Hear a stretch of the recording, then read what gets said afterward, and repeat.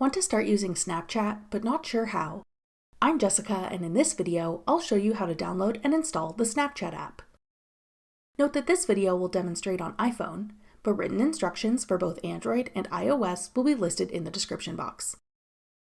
Now let's get started. To download Snapchat, first open the App Store.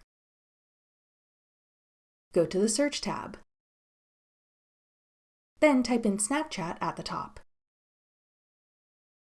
Tap Snapchat when it appears in the search results. Then tap Get. If prompted, use Face ID or enter your password to confirm that you want to download the app. Wait for the installation to complete. Then tap Open to start using Snapchat. That's all it takes to download Snapchat. For more helpful Snapchat tips and tricks, check out our full playlist of Snapchat tutorials. Click the playlist on your screen now to watch. Thanks for watching. If you found this video helpful, we'd love it if you'd hit the like button below and subscribe to our channel. We put out great new tech tutorials like this one every day.